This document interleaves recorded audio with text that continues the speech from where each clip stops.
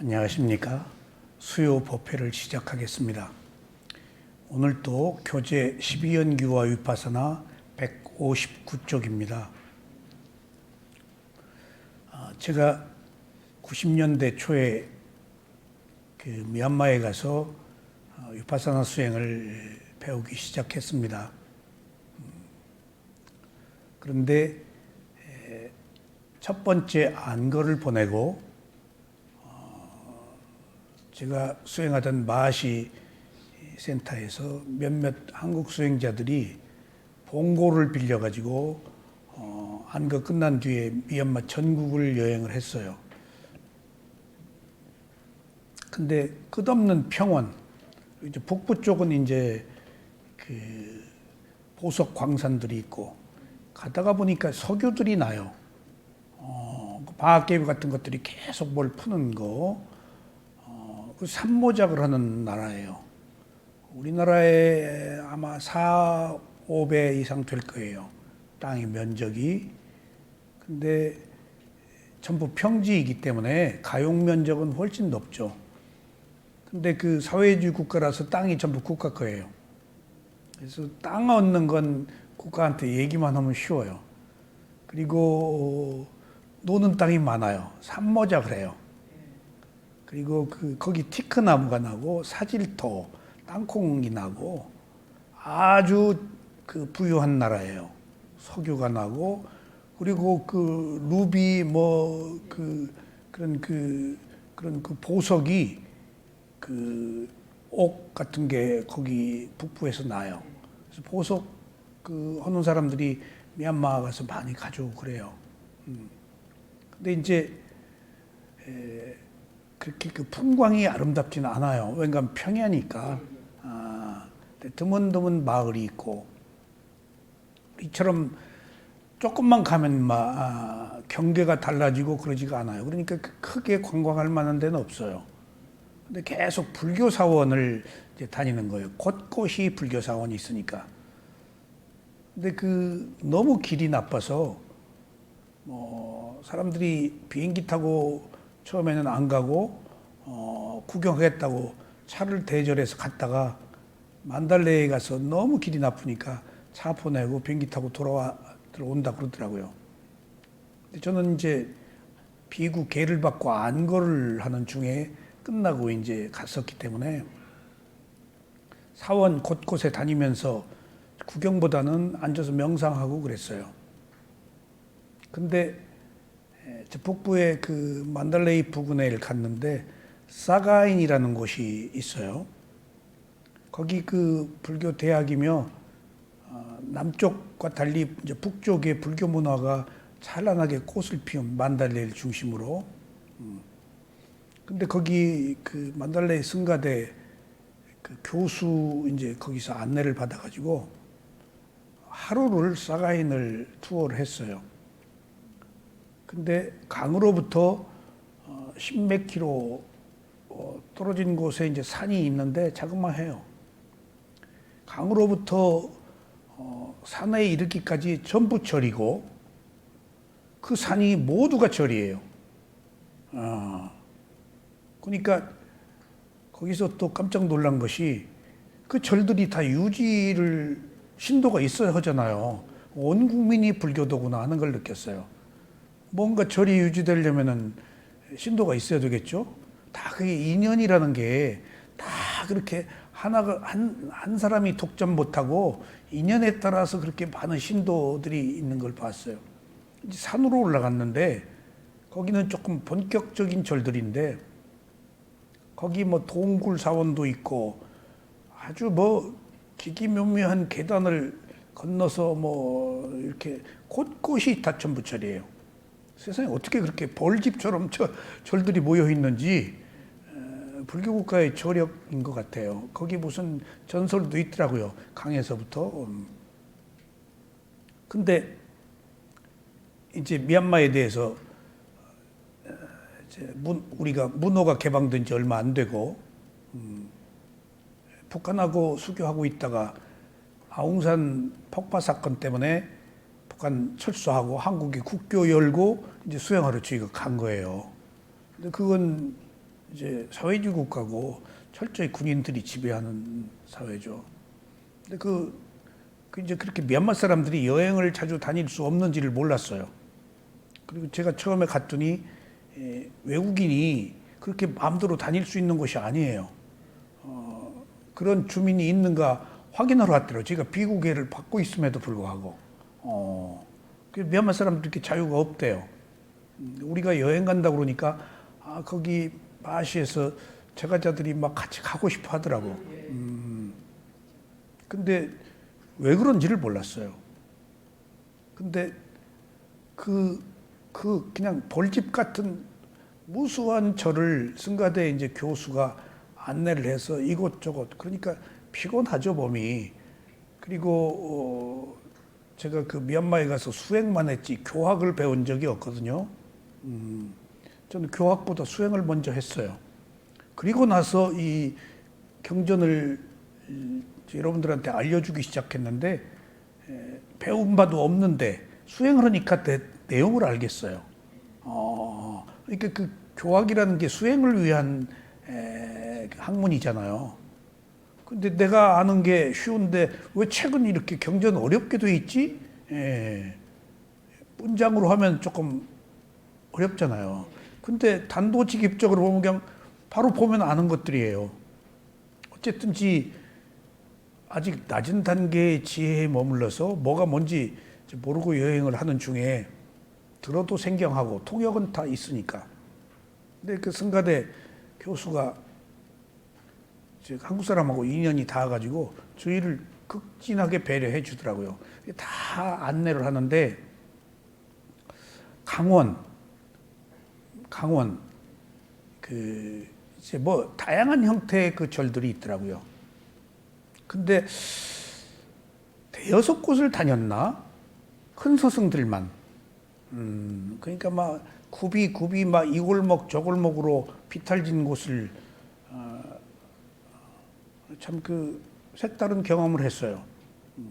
근데 거기 이제 강원의 큰 스승들이 법문을 해주시잖아요. 이 절 가도 개정해, 저 절 가도 개정해, 전부 개정해 얘기해요.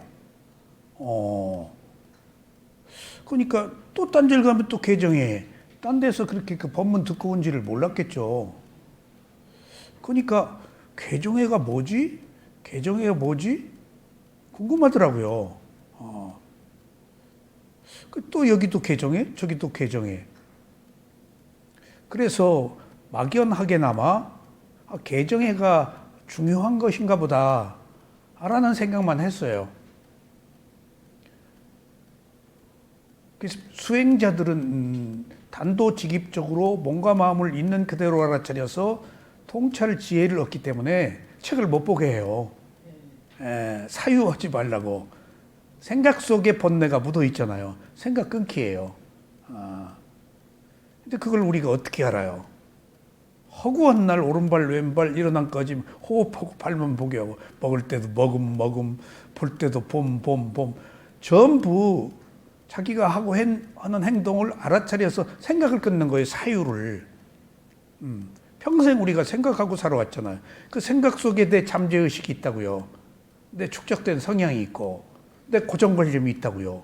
그걸 가지고 있는 한 대사에 가지고 있는 상품을 못 봐요. 근데 왜 봐야 되느냐라는 이야기를 물을 수도 없고, 또 어느 날은 계속 일어남 꺼짐 호흡 보고 오른발, 일어남 왼발, 일어남 꺼짐 오른손 왼손 이제 막 돌리더라고요. 몸에 있는 위치를. 그래서 왜 이렇게 돌리냐 그랬더니 스승이 치매 예방이다. 그렇게 또 답변하시더라고. 깨어있게 하는 거야. 계속. 알아차림. 그러니까 위치를 정해서 연불 외는 식하고는 좀 달라도 연불은 어떤 주문이나 문장을 암송하는 건데 몸에 있는 느낌을 돌아가면서 계속 보게 하는 거예요. 어쨌든지 개정해가 그렇게 중요하다는 것을 알고 나중에 이제 한국에 제가 왔다 갔다 하면서 한국에서 같이 수행하던 사람들이 제가 미얀마에서 오면 저희 집에 와가지고 이제 제가 한 수행에 관한 이제 그것들을 함께 배우고 공부하는 중에 이제 교학을 제가 하기 시작한 거예요. 근데 지금 오늘 여러분들한테 말씀드리는 내용이 개정회예요. 불교의 핵심이에요. 그러니까 고진멸도 사성제가 부처님의 가르침의 핵심인데, 괴로움이 있다, 괴로움의 원인은 집착이다는 부처님 출현하시기 이전에도 이 세속에 있어요. 괴로움과 괴로움의 원인은. 근데 부처님이 출현하셔서 괴로움이 소멸한다. 자기가 10번에 이르고 10번을 이제 고집멸을 이제 발견하신 거예요. 그 다음에 멸에 이르는 길이 고집멸도 도성제다. 길도자. 그 도가 개정의 8정도예요. 그게 위파사나예요. 그게 위파사나예요. 근데 물론 위파사나 안에 사마타도 포함되어 있는데, 부처님의 그 경전의 그 가르침 사념처 수행의 전반적인 내용은 위파사나가 전부예요. 사마타 수행도 있어요. 있지만은 사마타 수행은 아나빠나사티, 처음에 코의 들숨과 날숨을 보는 걸로 끝나고 넘어가면 다 위파사나예요.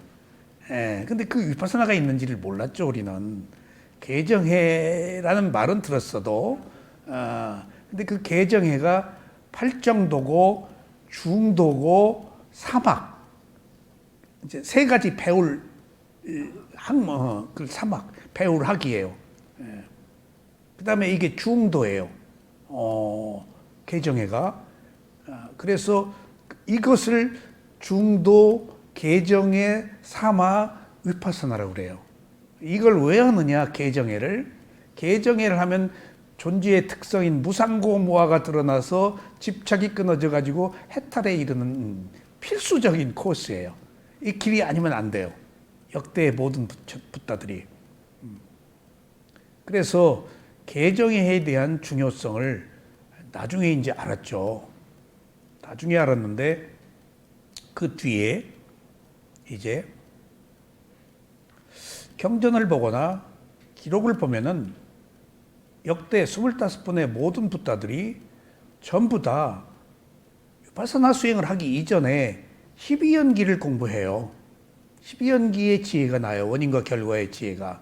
그게 업의 지혜예요. 업사상. 그리고 나서 개정회라는 위파사나 수행을 해요.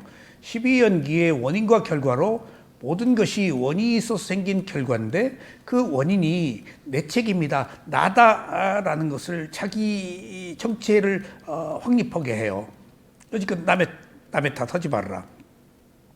내가 일으킨 원인으로 받은 결과다 하는 것을 먼저 알게 해요. 12연기가. 그런 뒤에 내가 원인이고 나에 의해 생긴 결과를 내가 받아서 산다라고 했을 때, 내가 있잖아요. 자아가. 아이덴티티가 있다고요. 유신견, 나의 이기적 욕망이 있을 수밖에 없어요, 내가. 그러면은 12연기로 끝내지 못하는 이유는, 12연기에서 내 책임이라고 알았는데 거기서 회한의 눈물, 의심에서 해방되는 청정, 모든 원인이 나로부터 비롯되었구나 해서 어떤 그 상대에 대한, 세상에 대한 불평, 불만이 소멸됐는데, 이제 나는 있잖아요. 내 책임이라고 한단 말이에요. 근데 내가 있는 한은 나로부터 못 벗어나잖아요. 내 집착으로부터. 그러니까 그 내가 있다는 12연기의 원인과 결과라는 그 단계적 과정의 지혜에서 이제 개정에는 내가 없다는 것을 알아가는 거예요. 무상고, 무아를 알아가는 거예요. 그러니까 그래서 반드시 12연기와 고진멸도 사성제, 개정회가 함께 있어야 돼요. 그러니까 먼저 연기적 지혜. 근데 보세요. 모든 수행자들이 먼저 12연기를 공부하고 위파사나로 넘어와야 되는데, 12연기를 어디서 배워요? 배울 데 없어요. 미얀마가 수행의 나라이기도 하지만은 외국인들이 가서 어디를 간다? 그럼 국가에서 허락을 받아야 돼요. 초기에는. 정말 이건 북한이 아웅산의 묘지 그 폭파해가지고 우리나라 장관들이 한 10여 명이 죽었죠. 그리고 국교를 단절하고 나서 한국하고 그때 아직 국교가 없었어요, 우리나라는. 아마 노태우 대통령 때, 전두환 대통령 때구나. 전두환, 네. 그 북방 외교 한다고, 지금, 들리는 바에 의하면은 그런 인폼을 타노스님이 다 제공했다고 그래요. 지금부터는 북방 외교다. 그리고 타노스님이 예언을 하셨기 때문에 전부 그런 걸 정책 대통령이 누구 된다 하면 타노스님을 다 친견들을 역대 대통령들이 다 했더라고요. 그리고 대통령마다 받은 조언들이 굉장히 많아요. 6.25 울진 삼척공비 다 예언을 하시고 책도 다 옮기고 타노스님이 예언자로 알려져 있었으니까. 그게 이제 그분이 카이스트도 만들어라. 그리고 댐을 만들어라. 그 다음에 청신문화원 만들어라. 뭐 별의별 얘기를 북방 외교해라. 남북 통일 얘기도 하셨더라고요.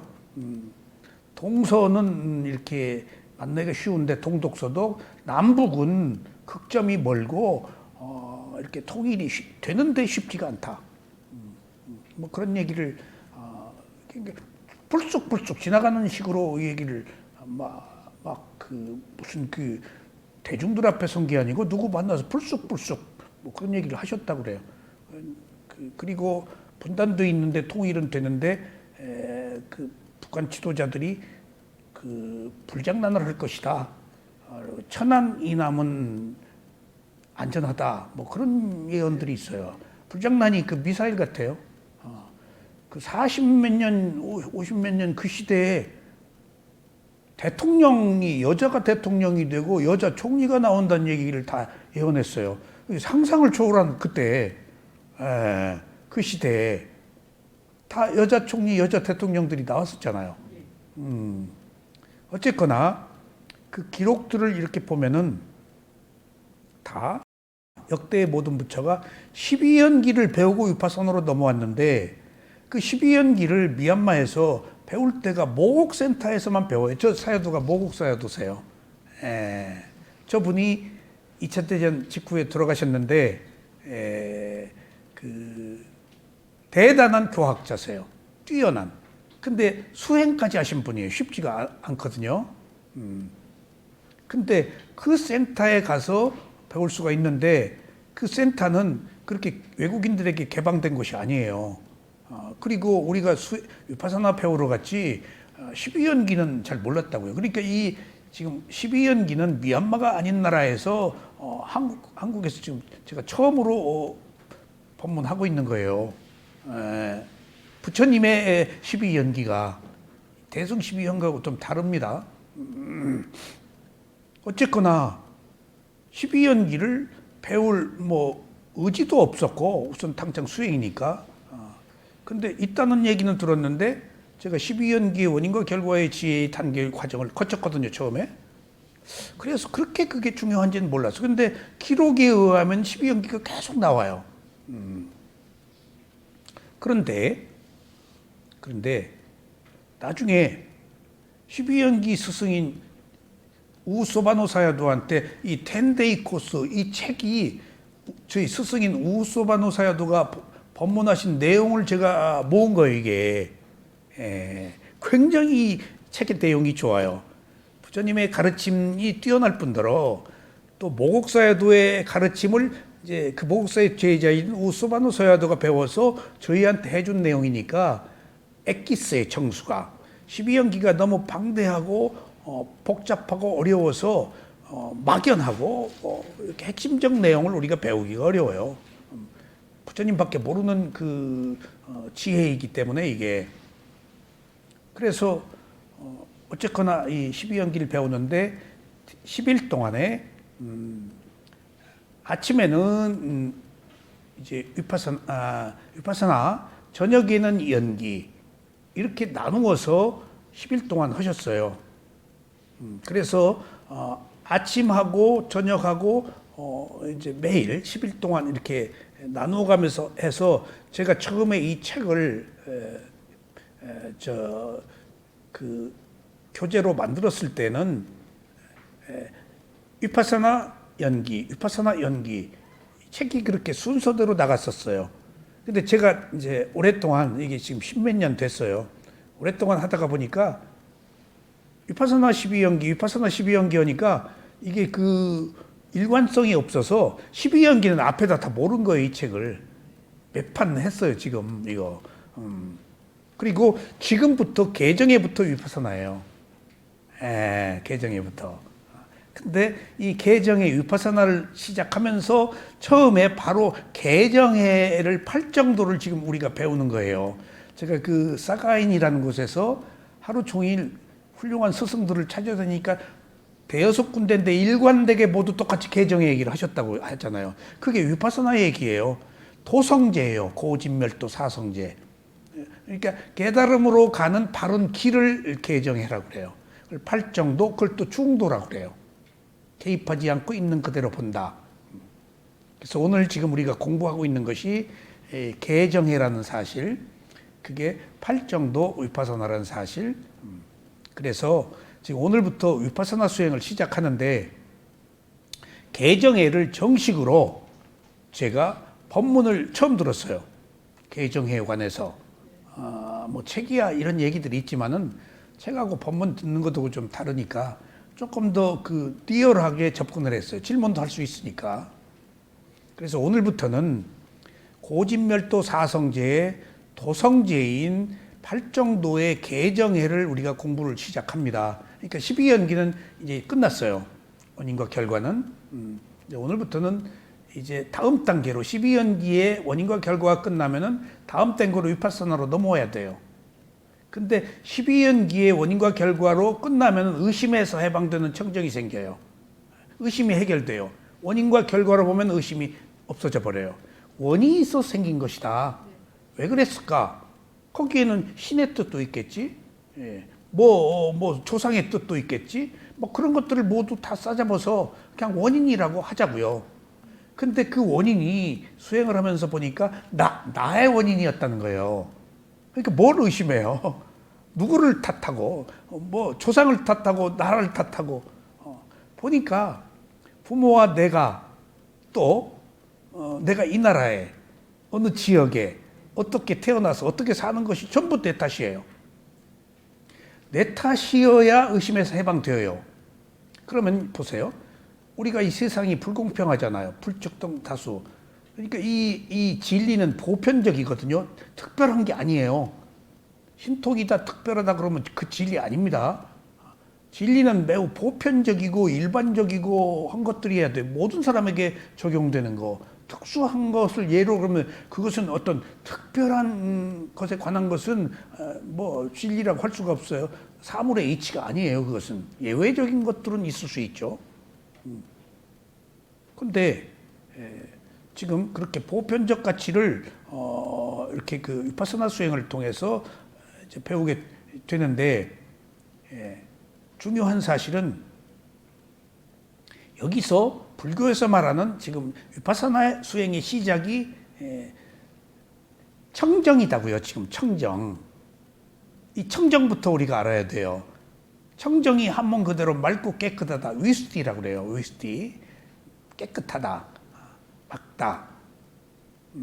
근데 청정이란 말을 빨리어로 위스티라고 그러는데 그럼 청정이 뭐? 마음이 깨끗하다? 맞아요. 마음이 깨끗해. 근데 이 내용이 정확하지가 않아요. 불교에서 말하는 청정은 이렇게 구체적이고 실천적이고 사실에 근거해야 돼요. 어떻게 깨끗하죠? 마음이? 하우가 있어야 돼요. 깨끗하다라는 것은 추론적인 거예요. 뭐 깨끗하다 모르는 게 어디 있어요? 근데 어떻게 하면 깨끗하냐고요. 구체적 방법들이. 그래서 불교에서 말하는 위스티, 청정을 맑고 깨끗하다라는 말이 여기서는 6가지 감각기관이 안이비설신이가 6가지 감각 대상과 접촉했을 때 6가지 아는 마음이 일어나잖아요. 그게 18개예요. 6가지 감각기관으로 살고 있잖아요. 안이비설신이가 색소향 미촉과 부딪혀서 알잖아요. 그래서 아는 마음 6가지 안식, 이식, 비식, 설식, 신식, 의식이 생기잖아요.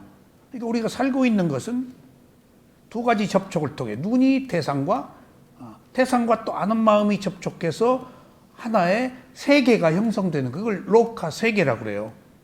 이걸 세계라고 합니다. 그러니까 한 인간의 오온이 몸과 마음이 세계예요. 불교에서는. 불교 세계관이에요. 이 몸과 마음을 벗어난 다른 세계 이야기하고 있지 않아요. 오직 한 인간의 몸과 마음에 관한 거예요. 깨달음에 관한 것이기 때문에. 그러면은 그 오온이 청정하려면 어떻게 해야 될까? 눈이 대상을 보고 알 때 있는 그대로 보는 것을 청정이라고 그래요.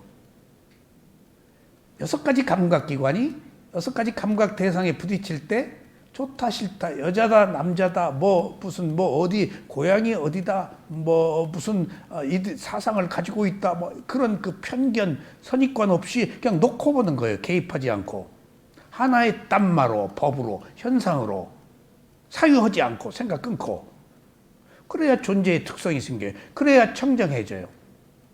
그러니까 이렇게 알아차리면 이제 사마디가 생기는데 그 사마디가 청정해야 사마디가 생겨요. 집중이.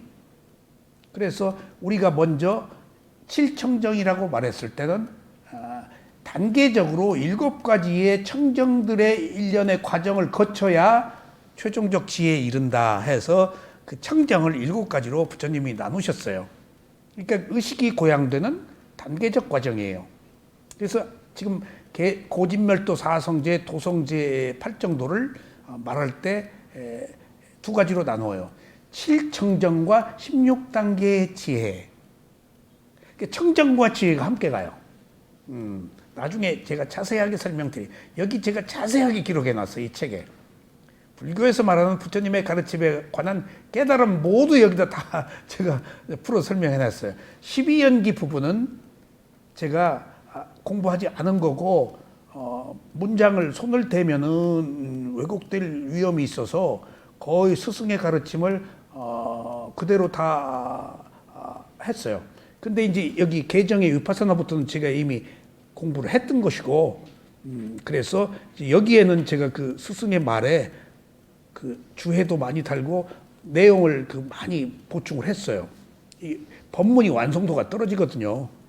그리고 제가 이 교재를 책으로 만들어서 여러분들한테 말씀을 드릴 때 처음에 수행했을 때 개정의 얘기 많이 들었다고 그랬죠? 그러면은 초기에 한국에서 위파사나를 배우러 미얀마에 갔는데 위파사나에 관해서 번역된 책이 한 권도 없었어요. 아무 기록이 없었어요. 제가 얼마나 그 기록을 목말라 했는지 몰라요. 없어요. 위파사나가 처음 들어왔는데 빨리어를 누가 알아요? 빨리어를 전공한 사람이 없어요. 지금도 진짜 빨리어 전공한 사람 없어요. 산스크리트어죠.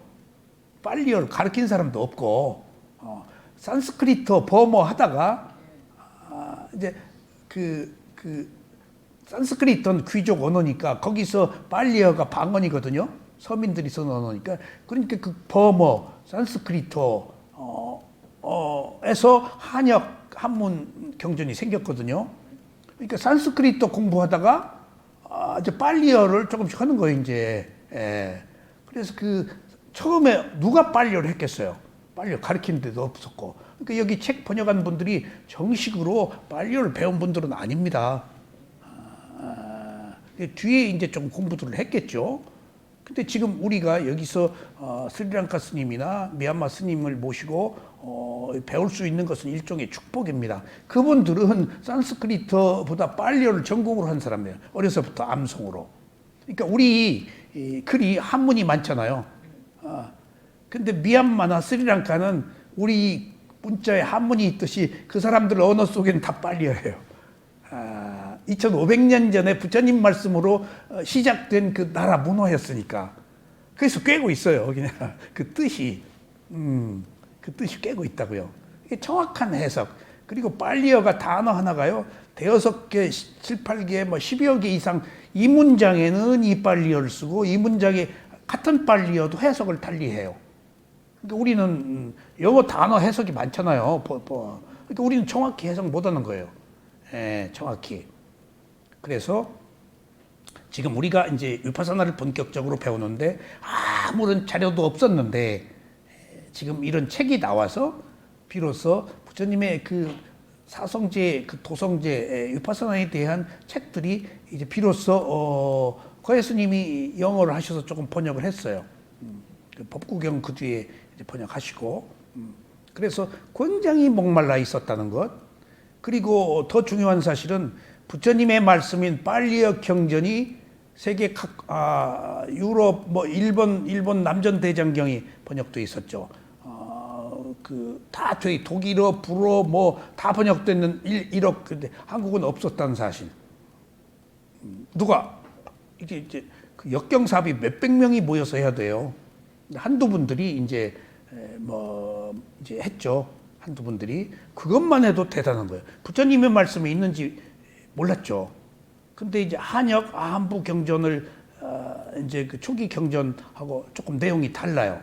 그런 것들을 통해서 우리가 대승경전이 아닌 부처님의 그 원음을 들을 수 있었는데, 근데 그 법정 스님이 쓴 수다니 빠따 번역하고 한 것들이 다 일본 그 빨리어 경전 번역한 거예요. 그러니까 제 그 서양 문학이 전부 그 교수들 이름으로 번역되고 한 것들이 전부 일본과 번역한 거예요. 영어로 된 거, 독일어로 된 거 번역한 거 아닙니다. 문학 서적들. 일본 통해서 들어왔잖아요. 다 우리 문화가.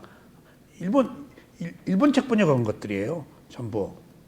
그러니까 그 일본 거 다 보고 했는데, 지금 우리나라 그래도 엘리트들이 불교를 공부한 사람의 일부는 일본 책을 보고 이미 부처님의 원래 가르침 빨리어 내용들을 파악하고 있었더라고요.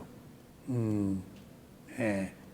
그러니까 그 대승이 아닌, 대승은 그 힌두이스화된 것이 중국에 와서 도교화되고 한국에 와서 부속화된 일련의 그 역사적 과정을 거쳐서 지금 온 거거든요. 일제시대에는 또 조금 또 변질됐고, 거기에 또 티베트 밀교까지 함께 들어와가지고 상당히 이제 그 문화적으로 바뀌어 있었다고요. 근데 이제 오리지널 부티즘, 오리지널 부처님의 가르침을 이제 처음 접한 거예요. 이런 내용들이 교재로서도. 그래서 그런 의미로 제가 조금 그 가슴이 설레입니다. 또 그 팔정도. 저도 오랫동안 이걸 했지만은 또 공부를 하려니까 새롭네요. 그리고 지금 여기 제가 다른 데서 자세하게 팔정도에 대해서 뭐 책 한 권을 지금 토요반에서 강의를 하고 있어요. 근데 여기는 조금 그 10일 동안 법문을 한 내용이라서 조금 축약돼 있는 거, 그런 걸 좀 이해를 해 주시기 바랍니다. 그래서 고진멸도 사성제가 4가지 성스러운 진리인데, 그 도성제가 바로 팔정도인데, 그 팔정도가 개정해다. 근데 그 개정이라는 것이 청정과 지혜가 함께 간다. 그래서 청정한 거, 7가지 청정에 대해서 한번 그 먼저 공부를 해 보시겠어요? 자, 159쪽. 위파사나 수행은 7가지 청정의 단계와 10가지 지혜 향상의 단계를 거치는 수행입니다. 근데 제가 10가지가 아니고 16단계라고 그랬죠? 부처님은 10가지로 얘기를 했어요. 근데 그 붓다고사라는 그 부처님 시대 이후에 인도의 그 위대한 스승이 스리랑카 가지고 경장, 율장, 논장의 추석서를 다 추석을 했어요. 추석을. 뜻이 다 왜곡되니까 계속 추석을 해요. 근데 그분들은 다 아라한들이에요. 근데 그분이 실청정과 16단계로 나누었어요. 부처님은 10단계 했는데. 그러니까 우리가 정신과 물질을 구별하는 지혜, 원인과 결과를 아는 지혜 앞에 있죠. 그리고 세 번째가 현상을 바로 보는 지혜인데, 부처님은 현상을 바로 보는 지혜부터 시작해요. 근데 그 이전에 12연기하고 위파사나하고 따로따로인데 붓다고사는 뭐 갖다 합쳐놨어요. 그래서 16단계가 된 거예요. 부처님은 10단계. 근데 10단계 말고 앞에 12연기가 부처님의 경우는 또 따로 떨어져 있지. 그걸 합쳐 놓은 거예요. 그러니까 10단계나 16단계나 여기 이제 그런 의미에서 10가지라고 그랬는데, 사실은 붓다고사가 다 지혜를 모아가지고 16단계로 만들어 놓은 거예요. 마지막이 14단계가 토 막가냐나, 열반에 들어가고 나와서 반란하냐 그 15단계가 곧 들어가면 딱 의식이 끊어져 버려요. 그리고 16단계가 회광반조, 열반에서 깨어나서 자기가 열반에 들어간 것을 반추해요. 지혜를. 어쨌든지 먼저 지혜의 그 7청정과 16단계의 지혜에서 7가지 청정만 먼저 공부하시자고요. 이 청정 사이에 지혜가 이제 성숙돼요. 그러니까 지혜가 우연히 성숙되는 게 아니에요. 이런 청정을 통해서 지혜가 성숙되는 거예요. 이게 먼저 복잡하니까 청정부터 보자고요. 7가지 청정은 다음과 같습니다. 여기 제가 주해를 이거 한번 봅시다. 176쪽.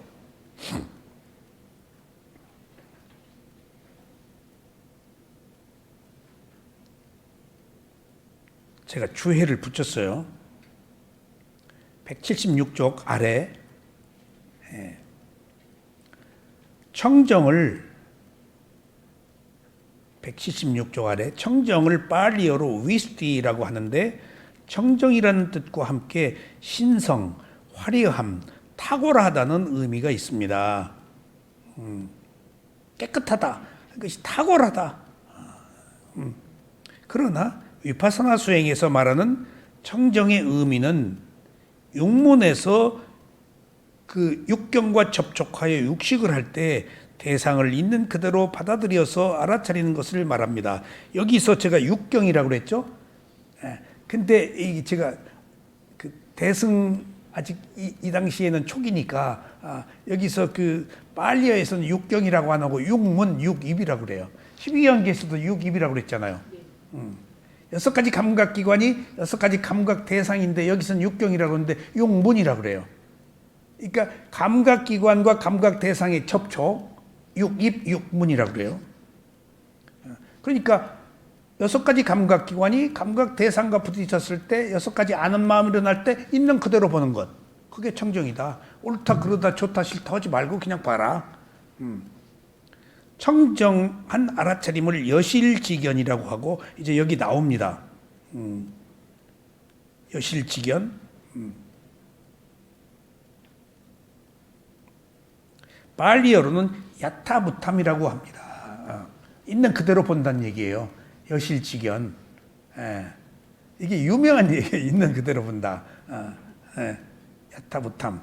그러니까 지금 있는 그대로 본다는 것은 청정하다는 것은 어느 수준이죠? 부처님 수준이에요. 우리 있는 그대로 못 봐요. 호흡 보고 오른발 왼발 볼 때는 좀 있는 그대로 봐요. 근데 나가면 있는 그대로 못 봐요. 다 판단 분별하고 시비 걸지 좋다 싫다 괜히 맥없이. 그러니까 그런 거 없이 보는 거예요. 그러니까 세상에 이게 얼마나 힘들어요. 다 자기 견해를 가지고 옳다 그러다 시비 걸고 괜히 맥없이 또 고요하면 또 심심하다고 또 투정하네. 고요한 걸.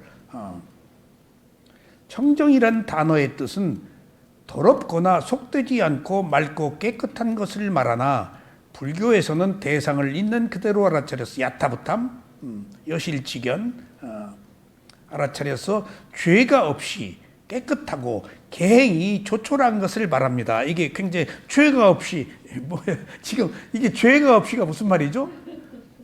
좋다 싫다 미흡다 근데 다 죄 짓고 있는 거예요. 맥없이. 그래서 계행을 지키는 거예요. 지금 우리는 눈 뜨고 살면서 시비 거는 게 계행을 지키지 않는 거예요. 지금 모르잖아요. 지금 내가 계행을 지키고 사는지.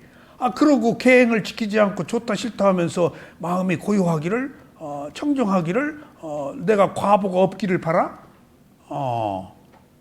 그러니까 이게 이렇게 그 있는 그대로 본다는 것이 이게 쉬운 얘기가 아니에요. 이런 말의 뜻이라도 우선 알자고요. 있는 그대로 못 볼 때. 수행자들이 생각하거나 말하거나 행동할 때 수행자가 신구 삼업이죠. 그래서 생각과 말과 행위로 할 때 단계적 과정으로 가죠. 생각은 허공에 쓴 글, 말은 모래 위에 쓴 글, 행동은 바위 위에 새긴 글. 그래서 업의 과보가 그렇게 굳어집니다. 근데 생각한 것 가지고 괴로워하지 마세요. 어떻게 예쁜 남자 보면 사랑하고 싶지 않아요. 그거 인간도 아니지. 예. 어떻게 좋은 거 보면 안 갖고 싶어요. 아, 생각은 괜찮아요. 근데 이제 말하고 행동하는 것이 업으로 가는 거예요, 자꾸. 그것까지 부처님이 다 얘기하셨어요. 그러니까 그 톨스토이가 그 심각한 고민을 말했는데 내가 그 얘기를 듣고 아, 톨스토이 한참 멀었네. 예. 톨스토이가 그 괴로움, 예쁜 여자 보고 마음으로 가늠한 것 때문에 굉장히 심각하게 고민했어요. 내가 나쁜 사람이다. 아니 예쁜 여자 보고 간음 안 하는 것도 또 사람도 아니네. 아 근데 불교 부처님의 가르침은 세속의 진리로 하나의 현상으로 그랬네라고 알아차리면 되는 거예요. 원래 그러면 안 돼라는 거 부처님이 허용 안 해요. 다 사랑하고 돈 벌고 먹고 살고 심지어는 도둑질하지 말라, 살인하지 말라는 얘기도 하지 말라가 아니에요. 가까이 하지 말라, 멀리 하라, 피하라고 얘기하셨어요. 안 할 수 없잖아요. 예. 어떻게 거짓말을 하네요? 어떻게 이간질을 하네요? 외라마니 멀리 해라, 피하라고 그러셨어요. 그러니까 부처님이 그래서 세간적 진리와 출세간적 진리라는 것이 깨달음을 얻기 위해서는 세간에서 우리가 불가피, 항용, 어쩔 수 없이 하고 사는 것들을 인정하라는 얘기예요. 그거 패척하고 매도하지 말란 얘기예요. 똑같이 하니까 헌지 알았으면 된 거예요. 어떻게 처음부터 안 해요? 처음부터 깨달은 자가 아니잖아요. 그래서 이게 흑백 논리가 아니라서 이걸 중도라 그러는 거예요. 예. 그래서 특히 그 도덕적 문제는 수단이지 목적으로 삼는 것을 매우 금기시하셨어요. 수단이다.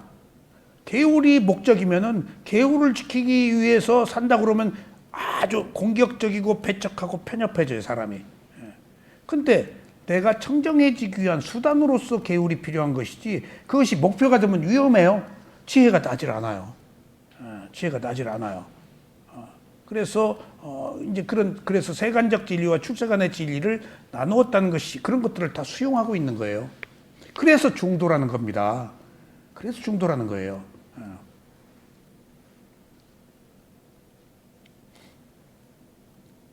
수행자들이 생각하거나 말하거나 행동할 때 좋아하거나 싫어하거나 어떤 기호를 드러내거나 고정관념에 의해 판단하게 되는데 대상을 그냥 있는 그대로 알아차리면 이런 불선으로부터 자유롭게 됩니다. 이와 같이 청정은 대상을 알아차릴 때 생기는 정신적 상태입니다. 그래서 이미 불교는 마음을 다스리는 글이고 마음을 청정해야 하는 것에서 일종의 그 심리학이에요. 마음을 누가 어떻게 알 수 있었겠어요?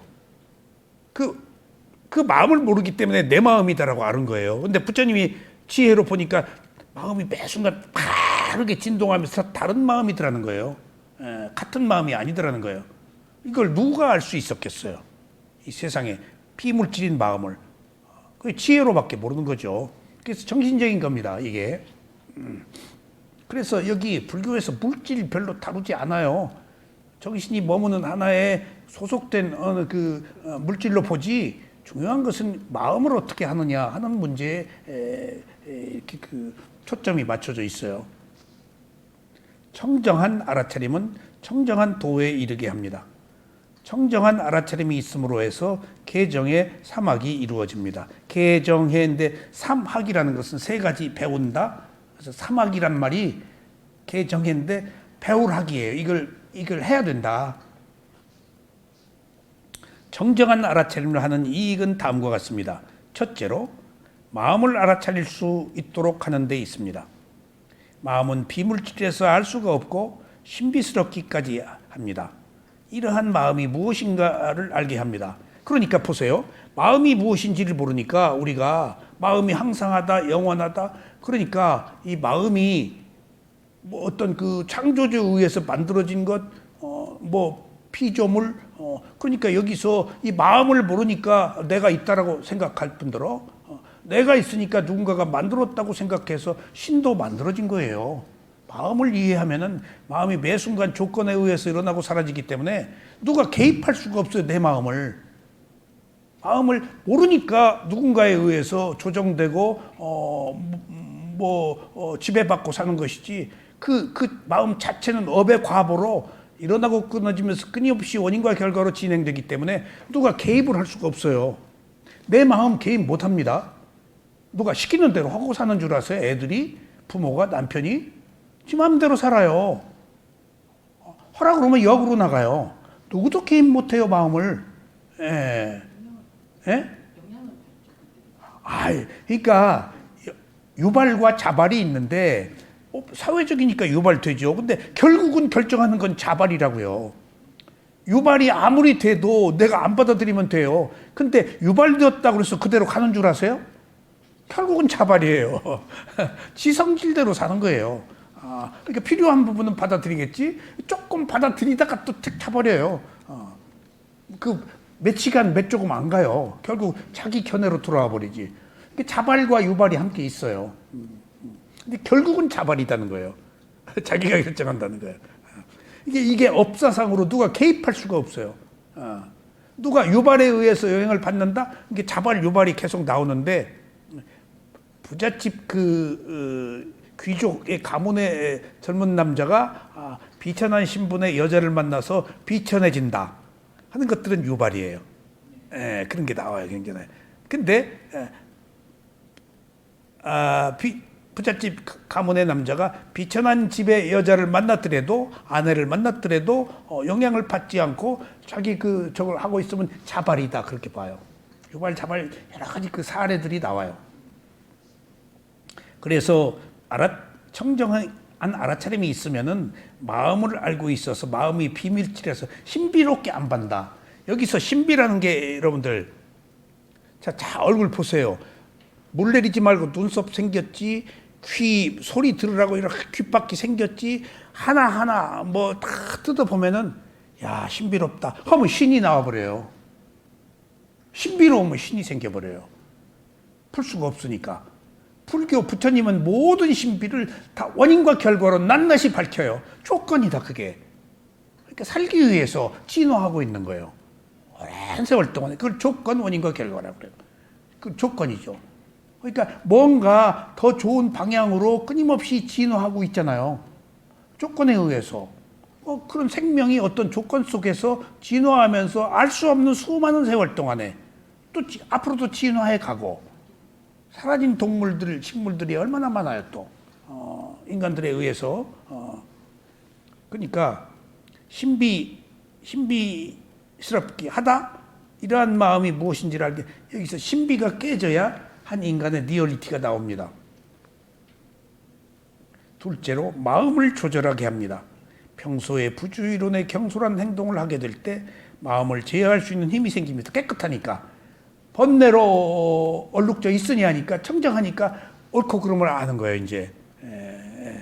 파장이, 자기가 부정적인 파장이 있을 땐 부정적인 것을 선호하는데, 내가 깨끗하면은 나도 모르게 바른 것에 이제 마음이 쏠리겠죠. 셋째로, 마음을 자유롭게 합니다. 있는 그대로 알아차림으로 인해 여러 가지 복잡한 일들에 휩쓸리지 않고 평안과 자유를 얻을 수 있습니다. 이것이 이제 다시 돌아갔습니다. 159쪽. 청정이라는 뜻인데 이게 7가지가 단계적 과정으로 진행이 돼요. 자, 첫 번째, 개의 청정은 계율을 지키는 것입니다. 개청정이죠. 개가 뭘까요? 빨리어로는 실라 위스티라고 합니다. 실라가 뭐예요? 여러분들, 계율이 뭐예요? 굉장히 중요한 얘기예요. 계율. 규칙이에요? 아니에요, 규칙. 규칙은 율이에요. 계는 도덕이에요. 계는 뭐죠? 내가 한 인간으로서 바르게 살아갈 어떤 본성, 습관, 도덕이에요. 본성이에요, 여러분들. 그러니까 선한 본성을 의미해요. 악한 본성이 있겠죠? 본디 악한 본성과 선한 본성 2가지가 다 있어요. 응? 왜냐하면 우리가 타고 태어날 때 선한 마음과 선하지 못한 마음, 악한 마음 2가지를 함께 가지고 태어났으니까. 그리고 선한 과보, 선하지 못한 과보 가지고 태어났으니까. 그리고 진짜 깨끗한 그것은 네 번째, 기리야지타, 있는 그대로.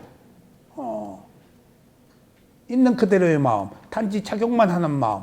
요게 청정의 하이라이트예요. 근데 요 앞에 세 가지는 청정하지 못해요. 동전의 양면과 같아요. 선악이 붙어 있어요.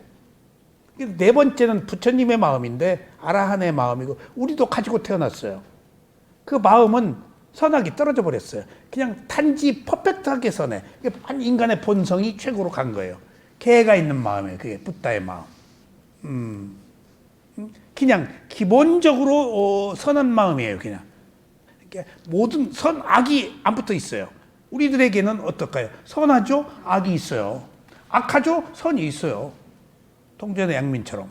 그러니까 어느 때 선하고 어느 때 악해요. 그래서 어느 때 선과보를 받고 어느 때 또 악한 과보를 연속적으로 받아요.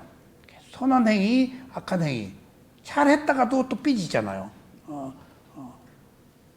그래서 스일레라는 것이 계율인데 원래 좀 깊게 들어가면 본성입니다.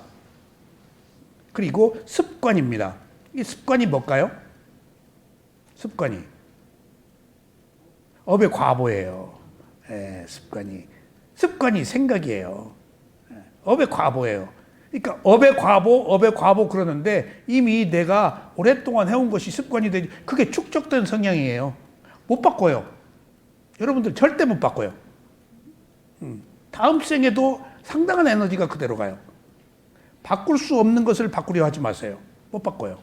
근데 그렇네 계속 알아차리고 말고 하면 바뀔 개연성이 있어요. 여러분들 보세요. 상당히 많은 사람들이 수행하다 안 된다, 자기 고질적 문제를 바꾸지 못해서 비하하고 괴로워하고 있는 것들이 다 욕망이에요. 있는 그대로 보지 못한 거예요. 절대 안 바뀌어요. 제가 아비담마 논장을 공부하고 축적된 성향은 바꿀 수 없다라는 것을 7년 만에 아비담마 논장 속에서 그 귀절 밟고 스파크가 팍 터지더라고요. 나는 바꾸려고 그랬구나. 안 바뀌어요. 그냥 그래서 알고 말라는 거예요. 바꾸려고 하지 말고. 안 바뀌는 것을 계속 바꾸려고 그러면 자충수지. 그러니까 바꾸려고 하는 게 욕망이에요. 욕망 없이 그렇네 놓고 보면 오랜 습관이 바뀐다고요. 습관은 제2의 천성인데 어떻게 천성이 바뀌어요? 그러니까 그 천성을 바꿀 수 있는 유일한 길은 비파사나 수행의 8정도 개정으로 있는 그대로 본 여실직연 야타부탐밖에 없어요. 그렇네. 그게 내가 까탈을 안 부리고 꼬리를 안 부리고 그냥 맥없이 거미줄에 걸리지 않는 바람처럼 지나가니까 이것이 습관이 힘을 못 쓰기 시작하는 거예요. 지금 종기 자꾸 만지면 썩나듯이 그냥 놔둬야 돼요. 그거 가지고 문제를 삼으면 커져요. 에너지를 붓는 거예요. 가래를, 욕망을 해결하려고 보면 항상 반드시 반작용이 있어서 커지는 거예요. 이걸 부처님이 발견한 거예요. 있는 그대로 봐라. 맥없이 봐라. 단순하게 봐라. 알아차려라. 어디도 있는 그대로 보라는 거 없어요. 다 어떻게 해결하려고 보지. 선하려고 보지. 선악이 있으면 안 돼요. 그냥 원인과 결과가 있어 생긴 현상을 선악으로 따지면 안 돼요. 그럴 수밖에 없었잖아요. 그럼 어떻게 탓해요? 습관을? 그걸 존중하고 이해하는 속에서 새로운 어떤 그 조화, 하모니, 평등, 지혜 이런 것들이 생길 가능성이 있는 거죠. 그런 가능성을 찾아서 가는 거예요. 지금 단계적으로. 그래서 시일라 계라는 것이 본성이다, 습관이다, 도덕이다. 그리고 이 계가요, 도덕적 덕목 그러는데 꼭 붙어야 되는 게 있어요. 도덕적 실천이란 말이 들어가야 돼요. 실천이 없으면 계가 아니에요. 행함이 없으면 계가 아니에요. 행함이 있을 때 그게 계예요. 행함이, 그러니까 생각하고 말하면 계 아니에요.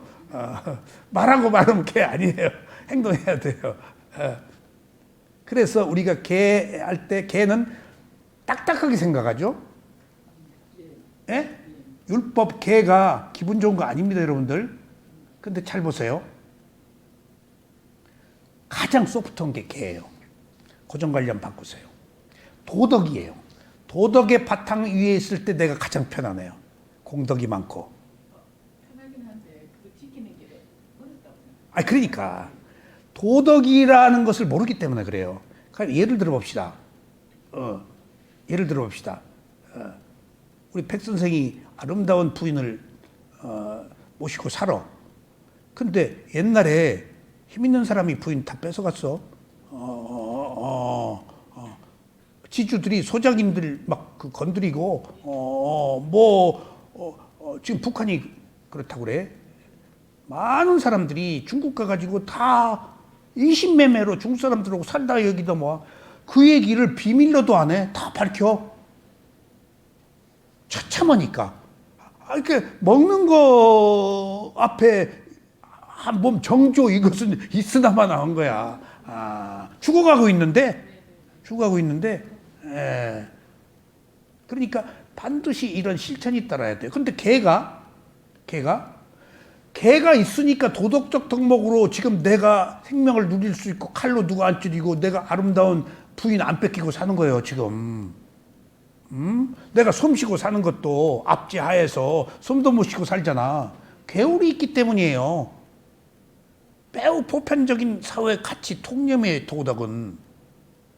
지금 도덕을, 지금 감각적 욕망을 충족하지 못해서 불편하게 생각하지 마세요. 감각적 욕망을 충족하지 하는 것은 계율을 어기는 거 아니에요. 그럼 우리 부인 누가 뺏어가도 돼요? 이게 심각한 문제예요. 내가 바람 피워.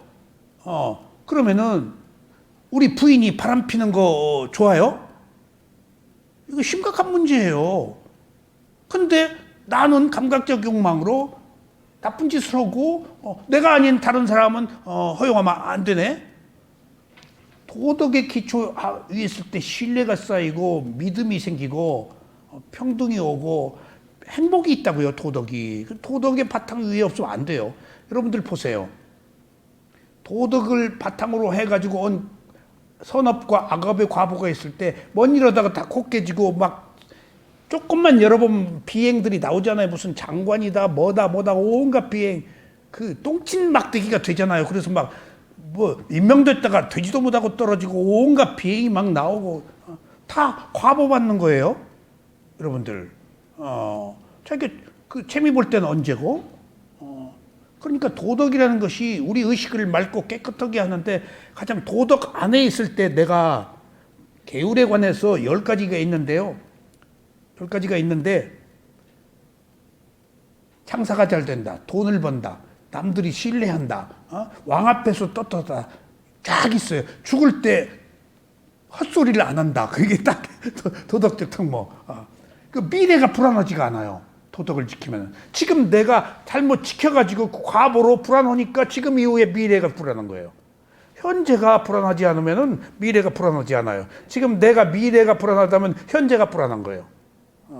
지금 내가 현재가 불안하다면 과거가 불안했던 거예요. 잘못해가지고. 이거 어디서 온 거예요, 다. 내 잘못으로 인해서 내가 들뜨고 혼란을 겪은 거예요. 도덕이 있으면 안 그래요.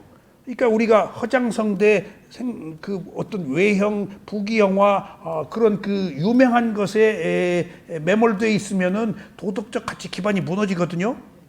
그러면은 그 얻은 사람이 더 불안하다고요. 그러니까 우리가 자기 분수에 맞게 자기 그 내면을 청정하게 해서 욕망 없이 제대로 솜씨고 살고 때거리 걱정 않고 사는 거 그리고 맑고 깨끗하게 사는 것이 지금 어떤 큰 의미를 두어야 돼요. 몸과 마음을 알아차려 청정하는 것의 가치 이상 더 큰 행복은 없어요. 이 세상에. 그런 의미에서 개는 도덕이다. 그럼 율은 뭘까요? 비구 227개가 있잖아요. 율은 어떤 집단의 규칙이에요. 뭐가 되기 위해서는 이런 질서를 지켜야 된다 하는 율. 그러니까 그 어떤 그 제도 안에서 공무원은 어떻다, 군인은 어떻다. 우리와 군인하고 다르잖아요. 율이 다른 거예요. 율이 다른 거예요. 율은 그 규칙이다. 근데 개는 도덕적 덕목, 한 인간이 바르게 살아가는 본성, 습관, 도덕적 의무, 도덕적 실천 그것을 말해요. 아셨죠? 그러니까 그래서 제일 먼저 계율을 지키는 것입니다가 첫 번째 개청정이에요. 그래서 실라 위스티라고 그럽니다. 그런데 여러분들 마지막으로 개에 관해서 개가 뭐라고 그랬죠?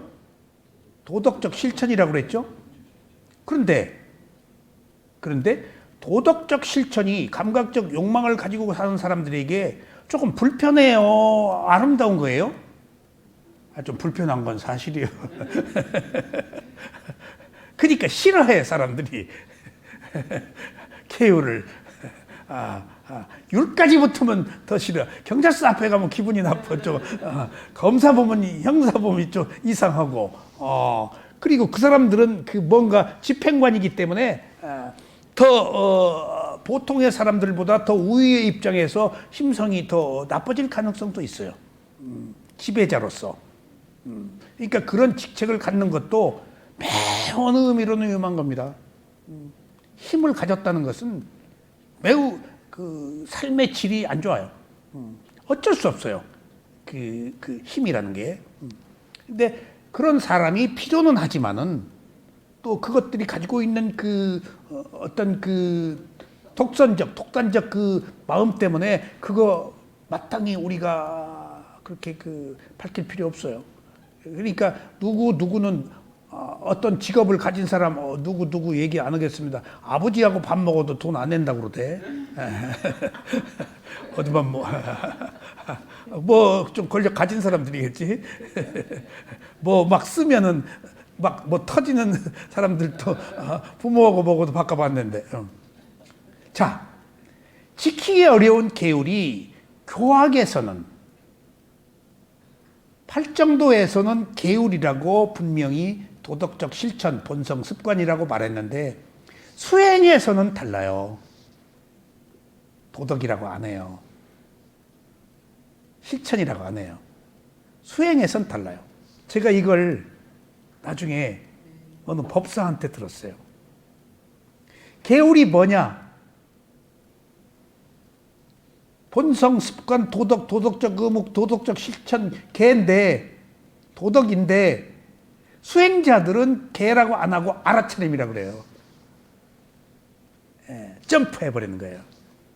그래서 계율은 여기서는 도덕이지만은 수행자끼리는 알아차림 그래요. 부처님이 교학적으로 계정이라고 그랬지만 수행자들한테 개 얘기 안 해요. 알아차림이라고 그래요. 술을 먹지 마라? 옥에 그게 있죠? 근데 수행자들은 알아차림을 방해하는 것이라고 그래요. 정견, 정사유, 뭐 정어, 앞에 정이 있죠? 그게 정이 쌈마, 바르다, 분명하다, 확실하다라는 빨리어 뜻이 있어요. 근데 수행자들은 그 뜻을 뭐라고 하게요? 바르다는 것을 한문으로 바를 정.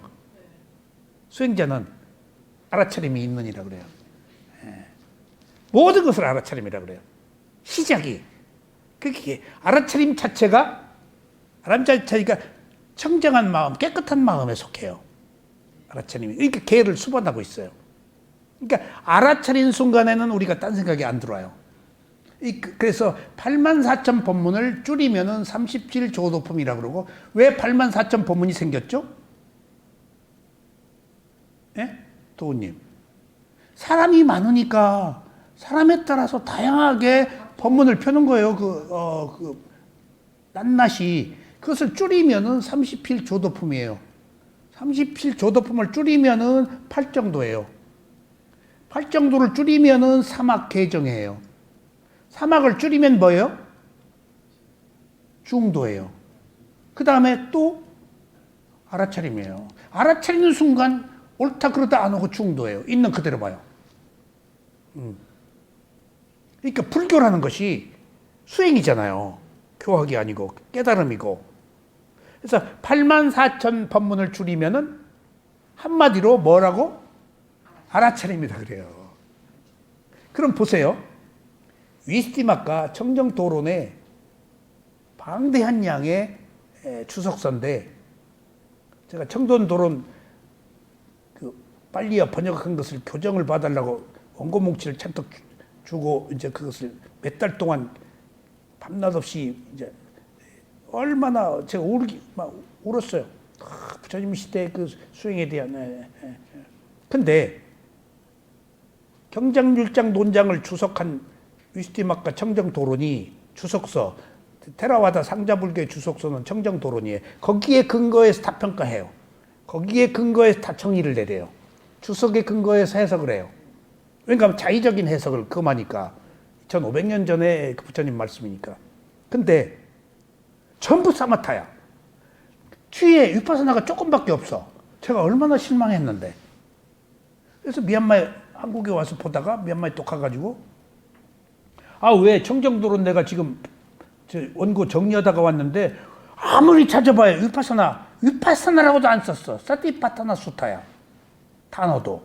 왜 조금이냐. 그랬더니 우리 스승이 책가방 크다고 공부 잘하냐 그 말은 내 말이야. 분량이 많다고 진리냐. 위파사나 수행은 알아차리면 끝나. 더 이상 사족이 필요가 없어요. 여실치견 있는 그대로 보는 것. 그래서 2개월 만에 미얀마 사람들이 열반에 들어가는 거예요. 그냥 알아채기만 하면 돼요. 부처님도 6가지 감각기관에 5가지 문 닫고 아는 마음만 열어놔라. 그럼 일주일 내에 열반 알아안 된다고 하셨어요. 이게 다 눈으로 볼 때 판단하지 말아라. 귀로 들을 때 벙어리 3년 뭐 귀머거리 3년 하잖아. 그게 그냥 알기만 해라. 그럼 사물의 이치가 보인다. 근데 왜 사마타 수행 40가지가 그렇게 분량이 많은데 사마타 수행이 40가지가 있어. 여기는 지금 사마타 수행이 화두고 뭐고 그러잖아. 지금 그 부처님 사마타 수행, 선정 수행, 부처님이 말씀하신 수행이 중국에서 만들어진 거예요. 그거 선정 수행, 이먹고 하는 거. 40가지 사마타 수행이 다 있어요. 그것에 대한 해석이 자세하게 나와 있어요. 그러니까 길은 거예요. 그거 설명하느라고. 다 못해. 할 필요도 없어. 스승이 하는 거 하면 돼요. 그 사마타도 스승이 지도하에 해야지 혼자 하면 안 돼요. 위험해요. 그러니까 그 84,000 법문이라는 것이 스승에 따라서 사람들의 근기에 따라서 다양하게 설법한 것을 줄이면 37조도품이고 8정도고 개정회고 사막이고 그 다음에 중도고 위파사나고 그 다음에 한마디로 줄이면 뭐다? 알아차림이다. 그래서 그냥 알아차리면 되는 거예요. 그래서 우리가 꼭 중요하게 여기서 개 그러면은 도덕적 덕목인데 알아차림으로 대치된다. 그러니까 벌써 보세요. 깨달음으로 가기 위해서는 학문적 그런 어떤 그 바탕을 뛰어넘어 버려요. 그냥 알아차리면 되는 거예요. 도덕 그거 도덕 그러면 비도덕을 배척하게 돼요. 그럴 거 없어요. 그냥 알아차리면 자연적으로 옳다 그르다 없이 행할 수 있어야 그게 참된 거예요. 무엇이 옳다 무엇이 그러다 하면 그거 안 돼요. 내 생각이. 그러니까 내 기준으로 옳은 거예요. 주관적인 객관적 기준으로 옳은 거 아닙니다. 나의 이해에 의해서 옳다고 판단된 거죠. 근데 우리는 자기 주관적 견해를 가지고 옳다라고 하기 때문에 우리가 법을 못 보는 거예요. 자, 그래서 처음에 개청정입니다. 둘째는 마음의 청정은 마음을 알아차려서 고요해짐으로 인해서 집중이 되어서 생기는 마음에서 탐진 본내가 없는 것입니다. 자, 보세요. 도덕적 덕목으로 알아차렸어. 그럼 탐진치 본내가 없어져. 그럼 마음이 고요할까 고요하지 않을까? 고요하죠. 알아차림이 있으면 마음이 고요해요. 그러니까 그 알아차림은 대상이 있어야 돼. 그게 몸과 마음이야. 대상이 없으면 알아차릴 수가 없어. 알아차리면 반드시 어떤 대상이 있어야 돼. 이게 법이 있어야 돼. 대상이 있어야 돼. 그게 몸과 마음이에요. 밖으로 나가면 안 돼요. 나가면은 차별이 바로 일어나. 나가 생겨버리고. 그래서 먼저 감각기관에서 알아차려라라고 부처님이 얘기하신 거예요. 트레이닝, 수행 방법이에요, 지금. 내 몸과 마음 알아차려라. 나가면은 자식, 남편을 어떻게 있는 그대로 봐, 남편을. 내 좋은 대로 봐야죠. 그래서 자해관을 할 때는 자해관이 그 도덕적 덕목을 키우는데 뛰어난 거 아니에요. 자해관을 할 때는 누구를 생각하지 말아라? 원수를 상대로 하지 말아라. 원수한테 잘 보내지 말아라. 갈 수가 없어. 내가 갈 수가 없어. 원수 그 원수에게 거기 열애시켜야 돼. 안 되는 거 괜히 억지 거짓말 하지 마. 그 다음에 누구한테 보내지 말아라? 죽은 자한테. 죽은 자한테 굉장히 중요해. 죽은 자한테 잘 죽은 자가 받을 수가 없어. 죽은 자가 산 자의 음식을 먹을 수가 없어. 딴 사람이야. 딴 사람이야. 잘 때. 이미 어디 가서 딴 사람 됐어. 아니, 베토벤이 죽어서 또 태어났으면은, 지금 9 심포니, 10 심포니, 11 심포니 나왔어야 돼. 근데 9 심포니 합창으로 끝났잖아. 모차르트 죽은 뒤에 모차르트 같은 음악이 안 나와. 전혀 다른 생명이야. 그 조건에 그 베토벤, 그 조건에 그 톨스토이, 그 조건에 그 괴테지, 그 조건에 그 셰익스피어지. 전혀 그 생명이 다음 생으로 절대 원인과 결과로 다음 과거 와서 같을 수가 없어. 원수한테 보내지 말아라. 죽은 자한테 보내지 마라. 또 하나 있어. 이성한테 보내지 마라. 그 얘기예요. 이성한테 보내? 아니, 부인한테, 우리 남편한테 자비를. 그래서 남편이 이제 조금 끽 소리하고 막 소리를, 이놈의 인간, 뭐. 자비를 한 만큼 이제 그 욕 바가지를 하네. 이제 내가 자비했는데 이놈의 인간이 나를 몰라보고. 안 되는 건 하지 말란 얘기예요. 이렇게 현실적이에요. 그래서 보세요. 자, 보세요. 개청정 다음에 심청정이라고 그럴 때 여기서 시임을 찌따 우스티라고 그래요. 찌따. 자, 중요한 얘기입니다. 조금 어렵더라도 기본적으로 이해를 하셔야 돼요. 자, 부처님이 마음이라고 얘기했을 때 그 마음이 세 가지 뜻으로 설명이 돼요. 먼저 감각기관이 있잖아요. 에? 몸의 감각기관과 마음의 감각기관이 있잖아요. 몸의 감각기관은 뭐죠? 안, 이, 비, 설. 마음의 감각기관은 뭐죠? 만호, 생각이에요. 마음을 만호, 생각, 딱 동의어로 쓰는데 라고 할 때만 만호라고 써요. 만호. 그러니까 생각이 만호요. 생각이. 마음의 기능이 세 가지로 나뉘어요.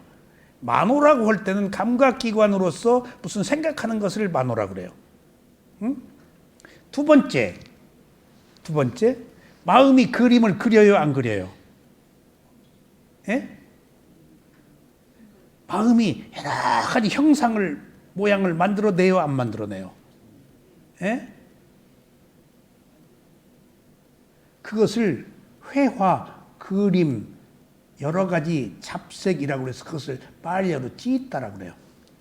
은은 만호라고 그러고, 찌따. 지금 여기 찌따 위스티. 마음의 청정이잖아요. 무수한 생각을 하잖아요. 무수한 모양을 만들어내잖아요. 무수한 그림을 그리잖아요. 아니, 전부 수상행의 상, 그림 그리고 있는 거예요, 마음이. 그것을 유일하게 한문으로는 심이라고 그러고, 그때만 마음이란 말을 써요. 딴 때는 마음 안 써요. 딴 때는. 보통 모든 경우에 정신이라고 그래요. 마음이라고 쓸 때는 여러 가지 막 섞여 있는 거, 그 다음에 회화, 그림 그리는 거, 막 여러 가지 그 형상을 만들어내는 것. 그러니까 끊임없이 뭔가를 꾸며서 만들어내는 것들이 지금 마음이라고 그럴 때 쓰는 거예요. 근데 그 마음은 그때 마음의 작용이라고 하는 수상행과 함께 있을 때 마음이라고 써요. 또 느낌, 상, 이미지네이션, 의도, 업, 세 개. 그때 그것과 함께 있는 것을 마음이라고 그래요. 마음이 세 가지라고 그랬잖아요. 그 다음에 그러니까 만호, 찌따. 지금 우리가 여기서 말하는 것은 찌따예요. 마음. 보통 우리가 딴 경우에는 마음이라고 하는데 찌따라고 여러 가지 생각들, 여러 가지 그림들 그리는 거, 온갖 그냥 이것저것 형상을 만들어내는 그런 온갖 형태, 이 생각 저 생각. 그때 찌따라고 써요. 찌따를 제일 많이 써요. 마음의 경우는. 만호는 잘 안 써요. 부처님이 잘 안 쓰세요.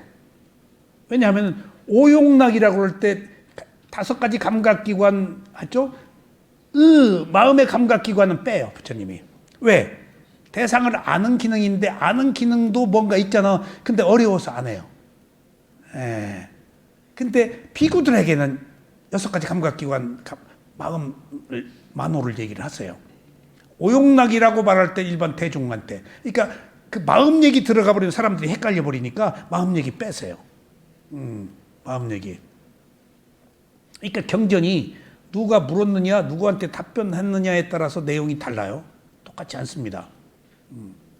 그러니까 찌있다는 여기서 청정이단 여러 가지 색깔, 여러 가지 그림들을 그리는 그냥 종잡을 수 없는 그런 여러 가지 그 형태의 것들 전부 그 마음이 그림 그리고 있는 거예요.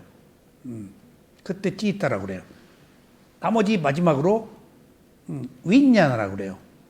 오온의 색수상행식할 때 보세요. 식은 뭐죠? 마음은 뭐다라고 할 때 가장 이게 핵심적이에요. 근데 이 말 잘 안 써요. 마음은 뭐죠? 대상을 아는 기능을 한다.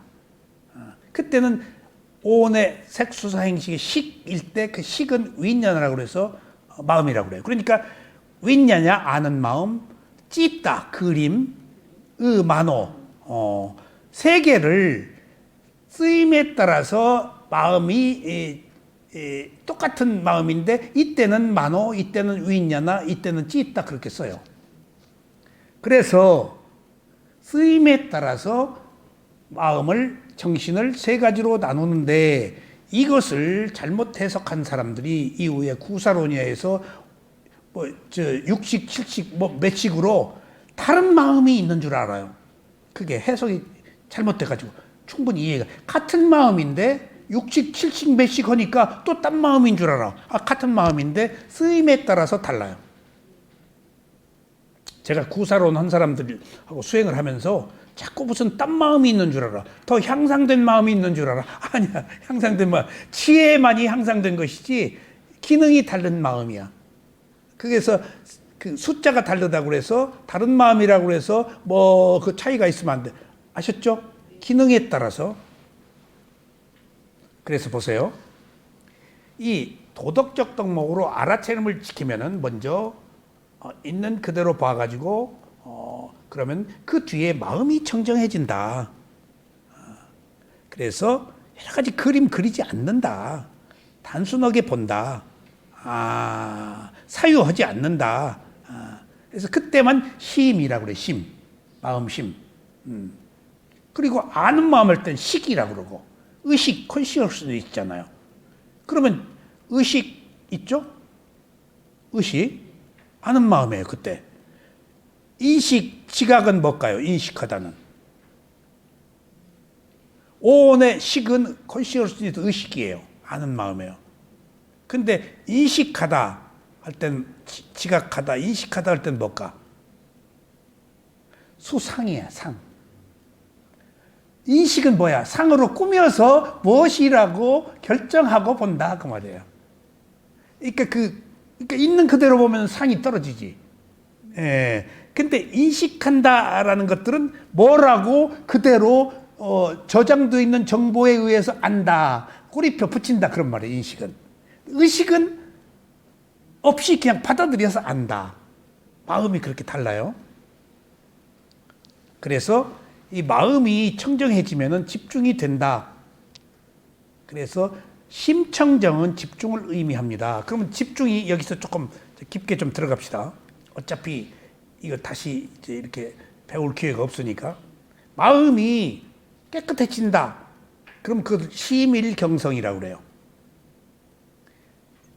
찌따를 심이라고 그랬잖아요. 유일하게 찌따만 심이라고 그래요. 한문으로. 그렇지 않으면 식이라고 그래요. 아는 마음은. 그럼 심일경성이라고 했을 때 마음이 청정해지면 심일경성이다.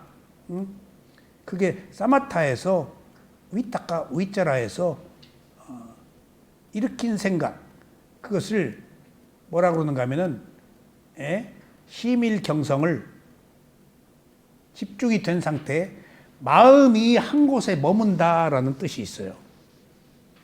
마음이 왔다 갔다 왔다 갔다 했죠. 여러 가지 색깔을 그렸죠. 한 곳에 머물러야 고요해져요.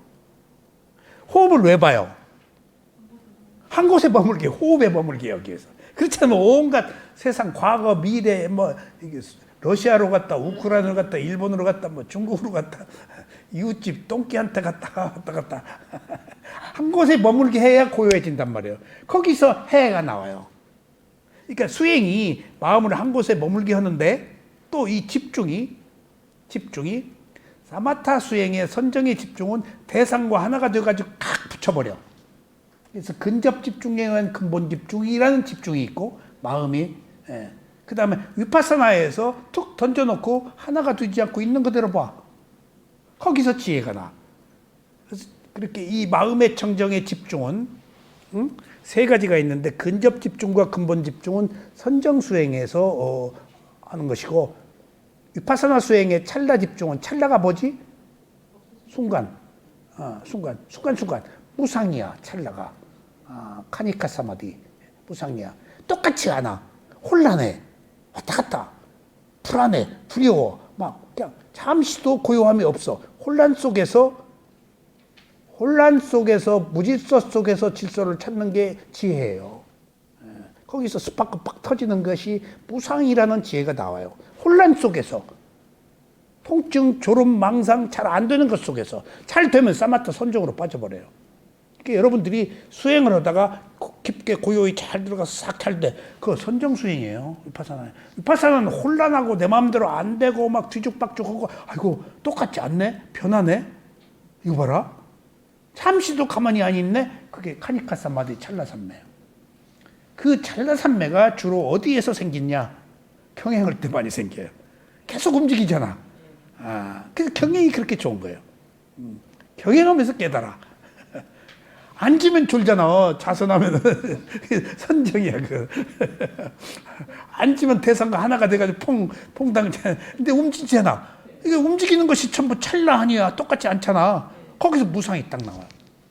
그래서 선정 수행과 위파사나 수행에서 경행과 좌선을 동일하게 시간을 배분하고 경행을 중요하게 여기는 것이 움직이면서 생긴 집중력이 깨지도 않을 뿐더러 그것 자체가 무상이야.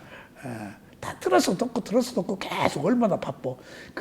다 의도에 의해서 일어나거든. 들어서 놓고 가고 오르고. 근데 나중에 보면 의도가 원인과 결과고 그 속에서 아이 봐라.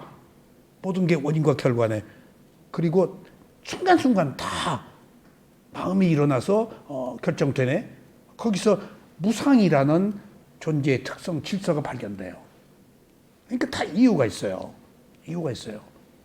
그러니까 좌선과 경행을 똑같이 하라고 하는 이유가 거기다가 좌선은 또 집중력이지만은 경행은 정진력, 노력 없이 조금도 안 돼요. 노력이 뭘까요? 참는 거예요. 인내하는 거예요. 여러분들 천재가 있고 영재가 있는데 비슷하기도 하고 좀 다르기도 하지만은 천재는 원래 타고 태어난 머리를 가진 사람들인데 천재는 어느 한 기능에 뛰어난 머리를 가지고 사회성이 부족하죠. 영재는 비교적 뛰어난 머리를 가지고 있으면서도 사회성이 있고 더 많이 배워서 더 많이 알 수 있는 사람이야. 근데 영재가 되기까지 보세요. 어려서 뛰어났다가 나중에 영재가 사라져버리는 사람도 있어요. 왜 그런지 아세요? 그 뛰어난 천재적인 머리를 가진 영재들이 성인이 되어서도 그 머리를 유지하고 있는 데에는 영재가 가지고 있는 특성 중에 인내하는 힘이 있어요. 인내가 없으면 안 돼요. 인내가 열반으로 이룬다고 그랬어요. 그러니까 좋고 말아버리면 자기도 지혜에 빠져서 개발이 안 되는데 우수한 머리를 가진 사람들은 그것을 개발하는데 인고의 노력이 필요하죠. 반복이잖아요. 끊임없는 반복, 학습이 모든 것들이 끊임없는 반복을 통해서 영감이 떠오르고 지혜가 나서 자꾸 개발되는 거 아니겠어요? 근데 많은 사람들이 반복되는 고통을 싫어해요. 근데 그 중에 뛰어난 영재는 고통이라고 보지 않고 그것을 아는 것을 즐거움으로 아는 애들이 끝까지 가요. 이게 같은 영재가 아닌 거예요. 뛰어나게 뭘 가졌어도 그것이 지속되는 것을 인내하는 힘이 필요한 것이 그 영재가 꽃을 피우는, 그래서 영재가 꽃을 못 피우는 거예요. 자기 만족에 빠져버리고 내가 최고다. 그러니까 그게 인내하는 힘이 지금 가장 필요한 게 수행에서 필요한 거예요. 여기 나오다 다 안 나오는 사람들이 인내하는 힘이 없는 거예요. 그냥 건드려보고 봐라. 왠가 하면 이게 고통스러운 길이거든. 근데 고통을 즐거움으로 감수하는 것은 타고 태어난 선업의 공덕이에요. 이게 인내가. 몇 달이나 나오나 한번 봐야지. 인내가 있나 없나. 인내가 어렵거든요. 근데 그 버티는 힘이 결국은 살아남잖아요. 그게 어디서 오냐고요. 이거 전부 제 얘기입니다. 어디서 오냐고. 그게 선업의 공덕에서 와요. 업의 공덕에 과보의 끈이 짧으면은 인내도 짧아요. 그러니까 이걸 한다, 이걸 참는다, 전부 선업이 결정해 주는 거예요. 근데 끝까지 못 가는 경우는 선업의 끈이 거기서 끝나버리는 거예요. 수명도 몇 살까지 죽는다가 업의 과보거든. 수명이 태어날 때 몇 살까지라고 업의 과보로 결정돼 있다고 그랬잖아요. 그 다음에 과보의 수명, 마음의 수명, 몸의 수명 세 가지가 하나로 결합되어서 사람이 죽는다고 그랬죠. 업의 수명이 있다고요. 그러니까 그 인내도 업의 과보에 의해서 인내가 약하다 그러면 아무리 천재적인 뭘 가지고 있어도 가다가 개발이 안 되는 거예요.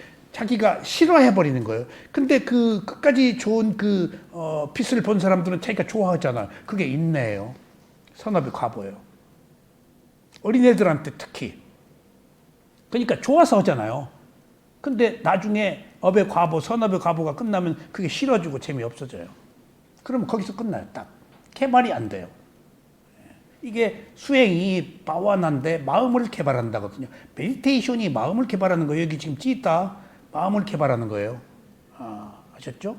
그 여러 가지 조건이 필요해요. 그래서 오온이 거기서 그 오근이 필요한 거예요. 믿음, 노력, 알아차림, 집중, 지혜.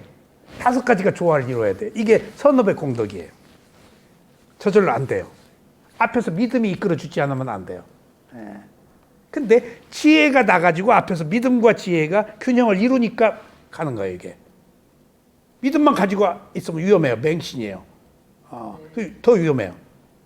믿음이 많을 때 지혜가 빼줘야 돼요. 지혜가 넘칠 때 믿음이 빼줘야 돼요. 지혜가 많으면 어떤 현상이 생기죠? 타산하고 간교해져요. 머리 굴려요. 그러면 아주 간교해져요. 교회주의죠, 이거. 그때 지혜가 머리 굴리려면 믿음이 밀어줘야 되고, 믿음이 맹목적일 때 지혜가 빼줘야 돼요. 이런 것들이 지금 가장 거기서 중요한 것이 노력인데, 노력은 뭐가 있어야 할까요? 믿음이 있어야 돼요. 그리고 지혜가 믿음과 함께 끌어줄 때 노력이에요. 근데 이게 믿음과 지혜가 어디 생겨? 업의 과보로 생기는 거예요. 선한 일을 하는 사람이 그게 좋아서 할 수 있는 거예요. 그리고 그것들이 고통스럽다. 내 것을 나도 남한테 준다는 것은 대단한 거예요, 이게. 있어서 주는 사람도 있지만 없어도 주잖아요. 있는 사람이 더 안 줘요.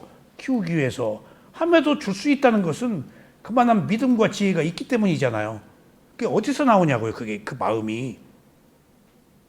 단지 현재의 목적만 보는 게 아니고 지금 현재 내 마음의 평화, 고요, 그 너머의 것까지 볼 수 있는 지혜가 있기 때문에 주는 거예요. 줌으로써 자기가 기쁘고, 그리고 함께 나누고 하는 그 행복이 있기 때문에 주는 것은 넓고 큰 지혜가 나서 그것이 기쁘니까 주는 거예요. 싫어 주는 거 아니에요. 그런 것처럼 여기서 찌있다라는 것은 여러 가지 의미가 있고 그리고 집중은 마음이 청정해지면 집중이 생기는데 근본 집중, 근접 집중 그리고 위파사나 수행에 찰나 집중이 있다. 그게 위파사나 수행으로 찰나 집중해야만 개정 해로 가요. 예, 해로 가요. 자, 그 다음에 시간 얼마나 됐어요? 1시간 30분이에요. 예. 그러면 다음 시간에는 이제 견해 청정, DTUSD라고 그래서 이렇게 그 단계적으로 조금 제가 중원부원하고 있습니다만은 청정이 그냥 생기는 게 아니라 개청정에 의해서 심청정이 생기고 마음이 청정함으로써 견해가 밝아져요. 그러니까 우연히 바른 견해가 생기는 게 아니에요. 어느 날 다 닦아놓은 어떤 토대 하에서밖에 그 바른 견해가 생기지 않아요. 그러니까 잘못된 견해 이것은 개청정과 심청정이 없었기 때문이에요. 그러니까 이런 토대의 시작은 알아차림으로부터 비롯된다. 그래서 그 알아차림이 되면은 마음이 청정해지고 그 마음이 청정해지면 견해가 청정해진다.